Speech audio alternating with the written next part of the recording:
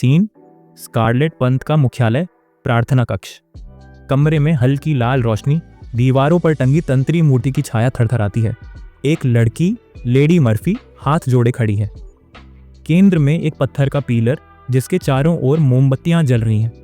ऊपर हवा में खून का एक गोल आकृति बन चुका है और उसमें से धार बनकर रक्त पिलर पर गिर रहा है। लेडी मर्फी धीरे से, आवाज दो प्राचीन आत्माओं को, जागो शाश्वत विश्राम के रक्षक। जैसे ही मंत्र पूरा होता है, अचानक सभी मोमबत्तियां एक साथ बुझ जाती हैं। खामोशी। फिर लेडी मर्फी चौंक कर लड़खड़ाती आवाज में, वाइल्ड, उसने ये कैसे किया? पिलर में दरारें पड़ने लगती हैं। फिर एक भीषण विस्फोट, एक तेज रक्तधारा आकाश की ओर उठती है। पूरी घाटी में कंपन फैल जाता है, पहाड़ों का सीना फट जाता है। सबोनॉर्डिनेट दौड़ते हुए, क्या चल रहा है? लेडी मर्फी उत्तर दीजिए, क्या हो रहा है? गुफा अब सिर्फ एक धूल भरी खाई है। लोग खौफ से देखते हैं। सबोनॉर्डिनेट हैरान, यह संपूर्ण प्रार्थना कक्ष नष्ट हो गया। मलबे से एक खून से सनी आकृति बाहर निकलती है। लेडी मर्फी, माथे से खून बह रहा है।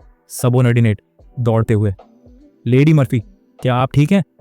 मर्फी खांसते हुए, मैं जिंदा हूं। वो कांपते हुए खड़ी होती है, उसका चेहरा सवालों से भरा है। मर्फी मन में, ईथर में इतना घातक विस्फोट, उफ, मैंने नहीं सोचा था कि जादू का ऐसा व्यवधान इतना खतरनाक होगा। पास ही में एक ताबूत, जंजीरों से बंधा, उस पर किसी पशु की खोपड़ी। शाश्वत विश्राम का ताबूत, मृतकों को जीवित करने वाली निषिद्ध जादुई वस्तु। फ्लैशबैक जब यूआई उसे पास आया था। यूआई कहता है, यदि इस ताबूत से वाइल्ड के प्रिय शिष्य चार्ल्स को पुनर्जीवित कर दिया जाए और उसे एक कठपुतली में बदल दिया जाए। मर्फी सिंहासन पर बैठी है, आंखों में व्यंग्य। मर्फी, श्री यूआई, काले शल्क वाले चेहराबीन व्यक्ति के दूसरे शिष्य, आप मेरे सिग्नेचर टूल से काफी परिचित हैं। यूआई मुस्कुराते हुए, आप चापलूसी कर रही हैं लेडी मर्फी द प्रीकेंट, अब मैं उनका पूर्व शिष्य हूं। मर्फी तेज लहजे में, आप शायद भूल रहे हैं, आपने अपने भाई को मारा सिर्फ इसलिए कि आप अधिक प्रतिभाशाली थे। ये सब आपके और वाइल्ड के बीच का मामला है, मैं इसमें नहीं पड़ती। वो मुस्कुराती है, सन्नाटा फैलता है। मर्फी कटाक्ष करते हुए, और नहीं, मैं स्वेच्छा से किसी विनाशकारी श्रेणी के डार्क विजार्ड को अपना शत्रु नहीं बनाना चाहती। यूआई गुस्से से होंठ भींच लेता है, लेकिन कुछ नहीं कहता। फिर हल्की मुस्कान के साथ सोचने लगता है। यूआई धीमे स्वर में, मगर जादुई दर्पण अंडा जीवन शक्ति से पोषित होता है। चार्ल्स वाइल्ड की कमजोरी है। यदि योजना सफल हो जाए तो उसका जीवन बल उस अंडे के लिए सर्वोत्तम आहार होगा, है ना? लेडी मर्फी उसे घूरती है, फिर होंठों पर उंगली रखकर सोचती है। मर्फी धीरे से, हाँ, एक विनाशकारी श्रेणी के डार्क विजार्ड की जीवन शक्ति बहुत दुर्लभ होती है। मर्फी मन में, अब वो कमजोर है, बहुत अच्छा मौका है। यूआई मुस्कुराता है, उसकी आंखों में चमक है, उसकी चाल चली जा चुकी है। मर्फी धीरे, आंखों में ठंडा आक्रोश लिए, दिलचस्प, ठीक है, मैं तुम्हारी मदद करूंगी यूआई, और इस योजना की सफलता सुनिश्चित करूंगी। स्क्रीन काली होती है, फिर फ्लैश होता है। मर्फी की आंखें जो अब गुस्से से भरी हैं, वो खड़ी है बारिश में भीगती हुई, दांत पीसते हुए सोचती है, सब कुछ योजना के अनुसार चल रहा था अभी तक। उसके हाथ कांप रहे हैं, वो उन्हें देखती है। एक पल के लिए उसकी आंखों में अनिश्चितता चमकती है। मर्फी धीरे सोचती है, वाइल्ड अब वो नहीं रहा जो पहले था, लेकिन केवल आधे घंटे के लिए वो बाहर गया था। सन्न होकर सोचती है, वापस आते ही उसने चार्ल्स को, जिसे वो अपना बेटा कहता था, बिना झिझक एक ही वार में मार डाला। वहां कुछ डेड बॉडी पड़ी है, शायद उसने गुस्से में अपने ही अनुयायियों को मार दिया है। वो गुस्से से मुट्ठी भींचती है, तेज स्वर में, अरे यार, उसने वहां किया क्या है? तभी पीछे से एक हाथ उसके कंधे पर आता है। मर्फी झटके से, हट। उसके पीछे पर्पल धुएं की परत बनती है। पत्थर उसके चारों ओर मंडराने लगते हैं, हवा कांपती है। मर्फी क्रोधित स्वर में, शाश्वत विश्राम का ताबूत। कैमरा कॉफिन की ओर झूम करता है, चेनें टूटती हैं, कॉफिन हवा में उठता है, उसमें से एक चमकदार रोशनी निकलती है, वो मर्फी की हथेलियों में आ जाती है। मर्फी उच्च स्वर में, secret arts, blood revival.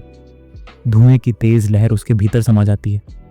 Murphy की आंखें चमकने लगती हैं। मर्फी सोचती है, उस कमीने ने मेरी आत्मा का एक हिस्सा छीन लिया। शायद इस आर्ट से उसने अपने ही मरे हुए सबऑर्डिनेट्स की आत्मा चुरा ली है। कट, चर्च में मर्फी खड़ी है। मर्फी धीरे ठंडी आवाज में, वाइल्ड, मैं इसे कभी नहीं भूलूंगी। पीछे से एक आवाज आती है, लेडी मर्फी, सफेद भेड़ियों का नेता, हेलिक्स आपसे मिलने आया है। मर्फी सख्त स्वर में, वो क्या चाहता है? वो व्यक्ति कहता है, उसे पता है कि आप असफल क्यों हुई। मर्फी की आंखों में चमक आती है। मर्फी ठंडी आवाज में, उसे अंदर आने दो। हेलिक्स अंदर आता है, झुककर अभिवादन करता है शालीनता से। लेडी मर्फी, आपसे मिलना मेरे लिए सम्मान की बात है। मैं कई बार आया लेकिन मिल नहीं सका। आज मेरी यह इच्छा पूर्ण हुई। मर्फी घूरते हुए दबाव डालती है, हेलिक्स अब औपचारिकताएं बहुत हो गईं। आपको क्या लगता है कि आप मेरी असफलता का कारण जानते हैं? वो एक कदम और आगे बढ़ती है। उसका ऑरा फूटता है, प्रेशर पूरे कमरे में फैल जाता है। मर्फी तेज स्वर में, और सबसे जरूरी बात, आप शिकारियों के इलाके से यहां तक पहले कैसे पहुंचे? घटना से पहले ही। यदि आप मुझे संतुष्ट नहीं कर सके तो मुझे संदेह होगा कि आप भी इसमें शामिल हैं। हेलिक्स पसीने पसीने कांपते हुए सोचता है, यह है विनाशकारी रैंक की शक्ति। यह तो सिर्फ उसकी आवाज थी। और मेरे घुटने कांपने लगे। टूटे हुए स्वर में कहता है, लेडी मर्फी, पूरे सम्मान के साथ कहूं तो इस असफलता का कारण कोई और नहीं बल्कि आप स्वयं हैं। मर्फी आंखें सिकोड़ते हुए, मैं? हेलिक्स गंभीर होकर, आपने ही आदेश दिया था कि किताब की दुकान की जांच रोक दी जाए। आपने ही जादुई दर्पण अंडे के फूटने को सुनिश्चित करने के लिए हर प्रयास किया। वो सांस लेता है, लेकिन क्या आपको पता है, आज से सिर्फ आधे घंटे पहले वाइल्ड उस किताब की दुकान में गया था। मर्फी चौंकती है, तुम कहना चाहते हो? हेलिक्स धीरे लेकिन दृढ़ स्वर में, हाँ, वाइल्ड के हृदय परिवर्तन के पीछे, आपकी योजना की असफलता के पीछे जो असली अपराधी है, हेलिक्स लिन को याद करते हुए धीरे कहता है, वो है उस किताब की दुकान का मालिक। बुक स्टोर, इवनिंग, हल्की बारिश की आवाज। लिन एक पुरानी किताब पढ़ते हुए सोचता है, स्विंगाल शांति से, आज ग्राहक कुछ ज्यादा नहीं आए। एक दुर्लभ शांति, एक स्थिरता। अच्छा मौका है कुछ क्लासिक्स दोबारा पढ़ने का और उस अजीब सपने के बारे में सोचने का। अचानक दुकान का दरवाजा खुलता है, हल्की घंटी की टन-टन, हवा का झोंका। लिन चौंकता है, किताब बंद करता है, खड़ा होता है, मन में चौंकते हुए, हाल ही में क्या हो रहा है? क्यों लग रहा है जैसे ग्राहक एक के बाद एक चले आ रहे हैं? मैं तो एक किताब भी पूरी नहीं पढ़ सका। फिर चेहरे पर चमकती मुस्कान उभरती है, हंसते हुए, पर मैं मना भी नहीं कर सकता। खुले दिल से, वेलकम, क्या आप किताबें किराए पर लेने, खोजने या खरीदने आई हैं? अगर कोई सवाल हो तो बेहिचक पूछिए। स्क्रीन हल्का पिंक मिस्ट चारों ओर फैलने लगता है, माहौल रोमांटिक हो जाता। डोरिस धीमे स्वर में, कोई प्रश्न? लिन उसकी ओर देखता है, मुस्कुराता है और मन में सोचता है, हल्की मुस्कान के साथ, बिल्कुल। जब तक ये व्यवसाय के दायरे में है, उसे गौर से देखता है। ओह, कितना सुंदर ग्राहक है। डोरिस हाथ हिलाती है, उसके चारों ओर रहस्यमयी चमक सी फैलती है। लिन धीमे स्वर में, मन में, इससे फर्क नहीं पड़ता तुम उसे क्या कहते हो, वो एक आदर्श वनपरी जैसी है। ठुड्डी पकड़े हुए, लिन मन में, क्या वह कोई प्रोफेशनल कॉस्प्लेयर हो सकती है? ओह, कितनी पुरानी यादें ताज़ा हो गई। Flashback like visual, anime, comics, video games की दुनिया की झलकें। लिन मन में मुस्कुराते हुए, मैंने नहीं सोचा था कि न्यूजेन में मुझे एक असली एल्फ जैसी महिला मिलेगी। बारिश के बीच एक परी जो इस पुरानी दुकान में दाखिल हो रही है, यह किसी रोमांटिक सीन जैसा है। वह उसके कानों को गौर से देखता है। लिन धीरे मन में, क्या मैं एल्व्स में इतना दिलचस्पी रखता था? कोई आश्चर्य नहीं, मेरे सपने की स्त्री भी एक परी थी। उसके कान इतने रियल लगते हैं, जितना ज्यादा देखूं उतना ज्यादा आकर्षित हो रहा हूं। डोरिस लिन को देखती है, मन में हैरानी से। तो ये है वो सर्वज्ञ बुक स्टोर मालिक? वो चौंका नहीं, शायद उसने मेरी उपस्थिति की उम्मीद की थी। उसकी आंखों में वो भाव, आश्चर्य, सम्मान और कुछ पुरानी गहरी यादें। डोरिस जमीन को हल्का टच करती है, पर्पल ओंड्रा फर्श पर फैलने लगता है। डोरिस मन में, यह भावना बहुत पुरानी है, ऐसी जो सिर्फ लंबी उम्र जीने वाले जातियों में होती है। एक इंसान को ऐसी परी को देखने के लिए क्या चीज़ मजबूर कर सकती है? और अब फैलती है लेकिन फिर अचानक गायब हो जाती है। डोरिस चौंकती है, डोरिस मन में, पर यह क्या, यह जितना दिखता है उससे कहीं ज्यादा है। लिन की ओर देखती है जो एकदम डरावने एक्सप्रेशन में है। उसके पीछे दांतों जैसी आकृति उभरती है, भयानक और गर्म। डोरिस मन में कांपते हुए, इन दांतों में कोई गड़बड़ नहीं, यह बीमारी नहीं है, नकली भी नहीं, यह इंसानी शरीर के नियमों का उल्लंघन है। सांसें तेज होती हैं, यह इंसान नहीं है। डोरिस धीरे घबराहट में, आपने कहा था जब तक ये दुकान के दायरे में हो। वो कल्पना करती है लिन एक खोपड़ी के जबड़े में पैर लटकाए बैठा है, आंखें अंधेरे में चमकती हैं। डोरिस मन में, क्या यह उसकी कीमत है? एक प्राचीन प्राणी, सर्वज्ञ, जो इस दुकान में कैद है, जिसका रूप मानव है और आत्मा अमर। क्या उसकी पुरानी यादें आयरिस परिवार से जुड़ी हैं? तभी एक कंपन, एक अनुभूति। डोरिस मन में चौंकते हुए, ये आबा, यह ईथर रिफ्लक्स, वो बेल्ट पर लगे चिन्ह को छूती है। एक सिल्वर चमक उठती है। डोरिस सांसें भरते हुए, लेडी सिल्वर की आबा, आयरिस परिवार की आत्माएं कांप रही हैं, उनका स्वप्न लोक यही है। डोरिस धीरे से कुर्सी पर बैठती है, गंभीर शांति में सोचती है। डोरिस मन में, यह कोई भ्रम नहीं, दूसरी मंजिल पर एक स्थान जो शयन कक्ष जैसा है वहां मौजूद है।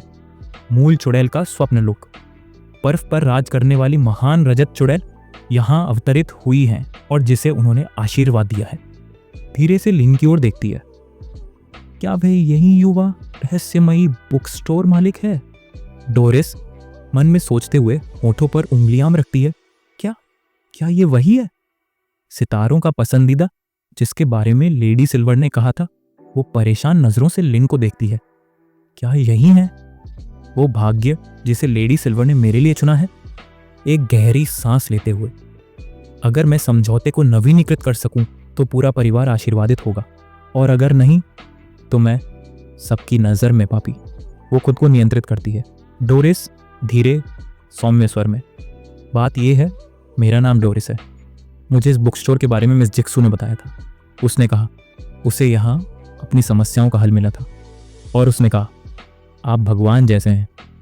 लिन पलकें झपकाता है, चौंकता है मन में, भगवान, ओह, उसने सच में मुझे इतना ऊंचा दर्जा दिया है।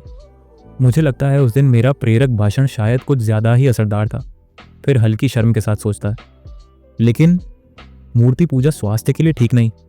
अगली बार उसे खुद निर्णय लेने का महत्व समझाना होगा। लिन धीरे से कहता है, मैं भगवान नहीं हूं, सिर्फ एक साधारण किताबों की दुकान का मालिक। डोरिस हल्की मुस्कान के साथ, आप बहुत विनम्र हैं, लेकिन आपके बारे में उसकी प्रशंसा अतिशयोक्तिपूर्ण है। उसने कहा, शायद आप मेरी मदद कर सकें। वो थोड़ा आगे झुकती है, धीरे से बोलती है। डोरिस मन में, लेकिन अगर वह सच में लेडी सिल्वर की कृपा पात्र है तो शायद वो जो भी कहे मायने रखता है। लिन सुनते हुए चौंक कर, फैमिली, वो गहराई से सोच में डूब जाता है। मन में, रोहर रिसोर्सेज की इकलौती वारिस तो ये अमीर तबके से है, सेंट्रल डिस्ट्रिक्ट की, और इतना शानदार कॉस्प्ले। हाँ, अब सब समझ आता है। फिर वो हल्के से मुस्कुराता है संतोष से। लगता है मेरी दुकान की मार्केटिंग माउथ टू माउथ चल रही है। शुक्रिया पुराने ग्राहकों। लिन कहता है, मुझे लगता है मैं समझ गया हूं आप किस समस्या से जूझ रही हैं। दोनों की आंखें मिलती हैं। डोरिस एक धीमी सांस छोड़ती है। डोरिस मन में, लेडी सिल्वर ने मुझे संकेत दिया था, मुझे निर्णय उसी पर छोड़ना चाहिए, उसे प्रसन्न करना ही मेरी नियति है। वो धीमे लेकिन सम्मोहक स्वर में बोलती है। डोरिस कहती है, मैं एक प्राचीन परिवार से आती हूँ, आयरिस की महिमा हमारी रगों में है, लेकिन विश्वास खोने के बाद हम बिखर गए। अब हम बस स्वप्नहीन घुमक्कड़ हैं, लेकिन मैं अपने परिवार को फिर से खड़ा करना चाहती हूँ और मुझे आपकी मदद चाहिए। लिन मन में हल्की हंसी के साथ, अपने अतीत को पुनः आकार देना, कितना परिचित विचार है। वो गहराई से सोचता है, कुलीन परिवारों में प्रतीक चिन्ह का बहुत महत्व होता है। यदि वे उसका अर्थ ही भूल जाएं, तो उनका गौरव मिट सकता है। शायद वो चाहती है मैं उनके प्रतीक का अर्थ समझूं और इतिहास खंगालूं, लेकिन ये काम सस्ता नहीं होता। लिन धीमे स्वर में, मैं आपकी समस्या समझता हूं, ये हल करने योग्य है, लेकिन डोरिस चेहरे पर चमक आती है। सच? अचानक बाहर से एक चमकदार नीली रोशनी बुक स्टोर में फैलती है। लिन आंखों पर हाथ रखते हुए, रुकिए, कोई नया ग्राहक? ये रोशनी बहुत तेज है। वो चौंकता है। हेडलाइट्स, लेकिन इतनी सीधी। धीरे धीरे उसके चेहरे पर चिंता उभरती है। लिन मन में, ये कोई सामान्य विजिटर नहीं, ये मुझे जानने आया है, मेरी पहचान जांचने आया है। बारिश रुकने का नाम नहीं ले रही। आसमान में बिजली तड़तड़ा रही है। बुक स्टोर के बाहर नीली लाल लाइटें चमक रही हैं। ऑफिसर का वॉइस ओवर माइक से आवाज गूंजती है। ऑफिसर, जो कोई भी अंदर है, सुनो। तुमने न्यूओजिन के कानूनों का उल्लंघन किया है। अवैध प्रवेश, तस्करी और झूठी पहचान। तुम्हें तुरंत आत्मसमर्पण करना होगा। बुक स्टोर के अंदर लिन का चेहरा साए में। वह सिर पकड़कर कुर्सी पर बैठा है। लिन धीरे धीरे सिर उठाते हुए बुदबुदाता है, नहीं नहीं, ये तो अपमान है मेरे साथ इस तरह। ये तो कहानी में होना चाहिए था, हकीकत में नहीं। वह गुस्से में टेबल पर हाथ मारता है, उठता है। लिन कहता है, मैं बस बैठकर सोच नहीं सकता। ये रोशनी, ये दबाव, मुझे बाहर जाकर देखना होगा। शायद ये मौका है इनकी को दोबारा देखने का। वह घूमता है। पीछे डोरिस खड़ी होती है, उसकी आंखों में एक ठंडी चमक। डोरिस धीमे और नुकीले लहजे में, मैंने कभी नहीं सोचा था कि कोई इतना मूर्ख भी हो सकता है। कृपया यहीं रुकिए, मैं उनसे निपट कर आती हूँ। मुस्कुराते हुए लेकिन खतरनाक अंदाज में, जब लौटूंगी हम बात पूरी करेंगे। लिन धीरे धीरे चुपचाप उसकी तरफ देखता है, फिर अपने आप से सोचता है।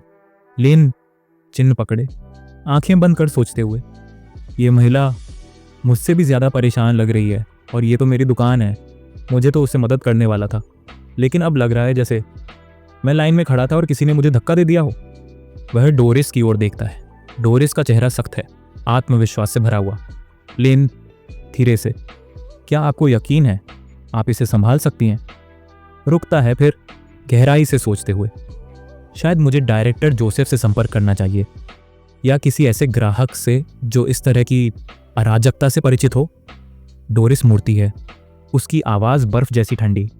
संख्या में वे अधिक हैं, पर उनमें से सिर्फ एक ही खतरा है, और आप पहले ही मेरी मदद करने के लिए सहमत हो चुके हैं, तो चिंता करने की ज़रूरत नहीं। मुस्कुराती है, लेकिन आंखें चमकती हैं। अब से वे तुम्हें कभी परेशान नहीं करेंगे। लिन का चेहरा फ्रीज, जैसे वह अंदर ही अंदर कह रहा हो, ओह ये कुछ ज़्यादा ही हो गया। लिन हल्की सांस छोड़ते हुए, ठीक है, कृपया सुरक्षित रहें। डोरिस सिर हिलाते हुए, मैं रहूंगी, कृपया प्रतीक्षा करें। डोरिस मुड़ती है, उसकी चाल में आत्मविश्वास है। सोचती है, यह संकट एक परीक्षा है, बुक स्टोर के मालिक द्वारा तय की गई एक परीक्षा। उसकी आंखें चमकती हैं। मैं आयरिस परिवार की उत्तराधिकारी हूं, मैं असफल नहीं हो सकती। कैमरा पैन बाहर आसमान की ओर। सीन तेजी से ऊपर की ओर जाता है, 4714 फीट ऊपर, बादलों के पार। वहां कई जादुई सर्कल चमक रहे हैं। इन सर्कल के बीच खड़ी है लेडी मर्फी, एक कॉफिन के ऊपर, आंखों में पागलपन, होंठों पर एक शैतानी हंसी। सबोर्डिनेट कहता है, लेडी मर्फी, गुप्त संस्कारों का टॉवर हमारी ओर आ रहा है, हम 10 मिनट से ज्यादा उन्हें रोक नहीं सकते। मर्फी हंसते हुए आग की आंखों से, नोवा डेथ रे पूरा हो गया है, अब रुकने का सवाल ही नहीं, टेलीपोर्टेशन रिचुअल शुरू करो। सभी सबॉर्डिनेट अपने AURA से उसे शक्ति देना शुरू करते हैं। एक दरार जमीन में फैलती है, आकाश में पर्पल लाइट घोल घेरा बनाती है, एक ब्लैक होल जैसा। मर्फी गंभीरता से, बुक स्टोर का मालिक जो भी हो, यह मेरी चेतावनी है, जो भी मेरे रास्ते में आएगा वो मरेगा। दूसरी ओर डोरिस बुक स्टोर के दरवाजे से बाहर आती है, आंखों में आग जल रही है। डोरिस मन में, ये पागल, ये तर्कहीन काले जादूगर नोवा डेथ रे, ये तो राक्षसी शक्ति है।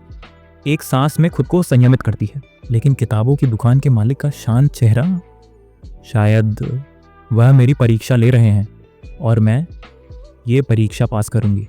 गेट हल्के हल्के खोलते हुए कैमरा स्लो मोशन में डोरिस को बाहर निकलते हुए दिखाता है।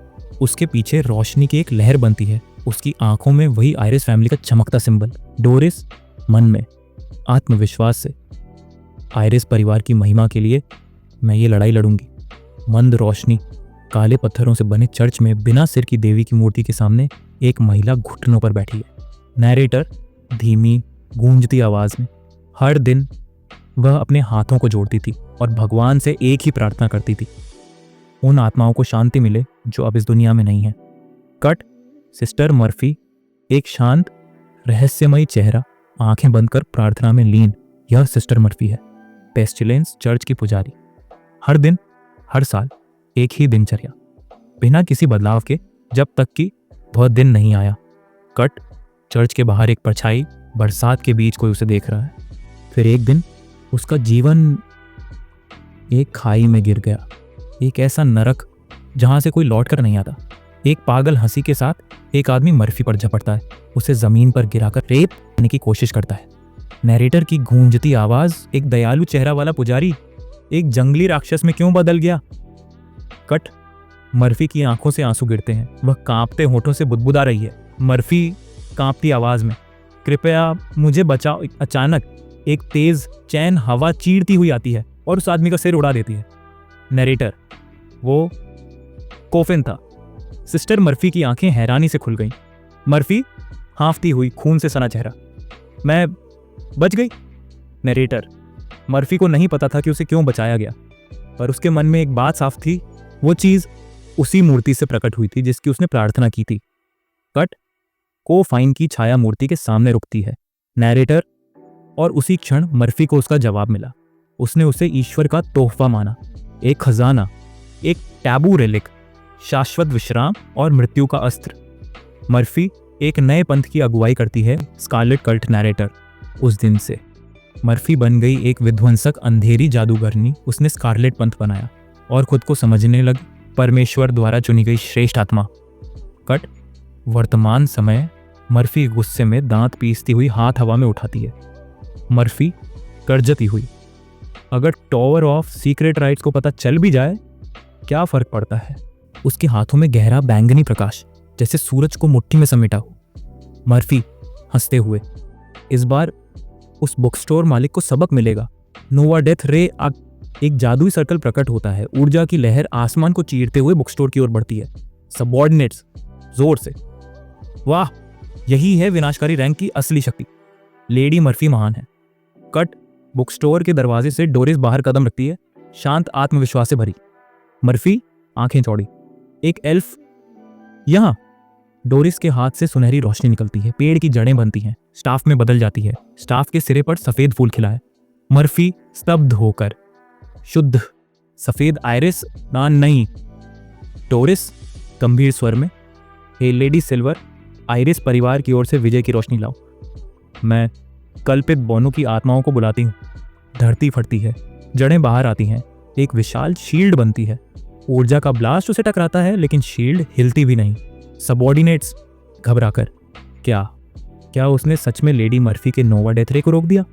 नैरेटर धीरे से, पर ये सिर्फ शुरुआत है। मर्फी थरथराती लेकिन क्रोधित, दांत पीसते हुए सोचती है, ये एल्फ, ये भी विनाशकारी श्रेणी का है। एक भीषण ऊर्जा ब्लास्ट शील्ड से टकराता है, जैसे पहाड़ से कोई मिट्टी का ढेला टकराया हो। टोरिस शांत लेकिन सटीक, अपना स्टाफ धनुष में बदलते हुए। वह स्त्री बर्फ से ढकी पाले में शिकार करती एक देवी जैसी है। ऊर्जा से धनुष चमकता है और डोरिस बड़बड़ाती है, हे देवी, मुझे अपनी आंखें दे दो, मेरे तीर को दिशा दिखाओ और मैं तुम्हारे उपकार के बदले जीत लूंगी। डोरिस तीर छोड़ती है, हवा चीख उठती है। मैं भविष्यवाणी करती हूँ, ये तीर शत्रु के भागने का मार्ग काट देगा। मर्फी की आंखों में भय। मर्फी चौंक कर, नहीं, ये आ रहा है। सबऑर्डिनेट भागते हुए, वह टेलीपोर्टेशन गेट को निशाना बना रही है। बहुत देर हो चुकी है। टेलीपोर्टेशन गेट पर विस्फोट, मर्फी के पीछे धुआं और चीखें। नैरेटर भागने की कोशिश कर रहे सबऑर्डिनेट छोटे छोटे टुकड़ों में बटकर नीचे गिर जाते हैं। मर्फी गुस्से में, उसने पोर्टल को नष्ट कर दिया। अब हम बराबरी पर हैं। तो आकाश में एक चमकती शक्ति। मर्फी ऊर्जा चार्ज करते हुए, अब मेरे पास कोई विकल्प नहीं, तुमने मुझे मजबूर किया। कोफाइन से टेंटेकल्स निकलते हैं। सबऑर्डिनेट्स की जीवन काल सोखते हैं। सबऑर्डिनेट्स पागलपन में हंसते हुए, हम आपकी सेवा में हैं लेडी मर्फी। एक खोपड़ी जीवित होती है और उभरता है एक स्वप्न प्राणी, ड्रीम बीस्ट, शंताक। मर्फी उस पर सवार होकर गर्व से, शाश्वत विश्राम के ताबूत ने इसे वापस जगा दिया है, अब ये मेरा है, मेरा शांताक। वह गरजते हुए एल्फ की ओर इशारा करती है। अब एल्फ को खत्म कर दो और फिर मैं उस किताबों की दुकान के मालिक को भी मिटा दूंगी। डोरिस शांत, बर्फ जैसी ठंडी आवाज में, तुम बहुत घमंडी हो और यही तुम्हारा विनाश है। मर्फी घृणा से, तुम किस पर गर्व कर रही हो? क्या तुमने इस प्राणी को नहीं देखा? डोरिस आंखों में चमक के साथ, आपने अपने नीच स्वप्न प्राणी को आयरिस परिवार की उत्तराधिकारी के सामने पेश किया है, जो मूल चुड़ैल की छाया में खड़ी है। अपना स्थान जानो। मर्फी गुस्से से कांपती हुई, तुमने मेरे स्वप्न प्राणी को तुच्छ कहा, अब देखो मैं क्या कर सकती हूं। डोरिस हल्की मुस्कान, 2 उंगलियों से इशारा, क्या तुमने सोचा मैं स्वप्न प्राणियों को बुलाना नहीं जानती? आकाश में स्पेस फटने लगता है, एक पंजा बाहर आता है। मर्फी घबरा कर, वह क्या है? डोरिस हंसते हुए, तुम्हारे चेहरे की घबराहट ही सब कुछ कहती है। तुम सच में अनजान हो। एक विशाल शांत आंख, नेचुरल एनिमी, नाइट रिचुअल प्रकट होता है। मर्फी कुछ कहने ही वाली होती है, लेकिन उसका अंत हो चुका है। एक झटका और सब कुछ शांत हो गया, जैसे कुछ हुआ ही नहीं। डोरिस हल्की मुस्कान के साथ, सोचते हुए, शायद अगले जन्म में याद रहेगा। कुछ भी तय नहीं होता जब तक पैगंबर बोले ना। सुल्तान बुक स्टोर के अंदर, बाहर अंदर धुंध और तूफान। लिन कप लेकर सोचते हुए, उफ, क्या जमीन हिल रही है, भूकंप। हाल ही में नियोजन में अजीब घटनाएं हो रही हैं।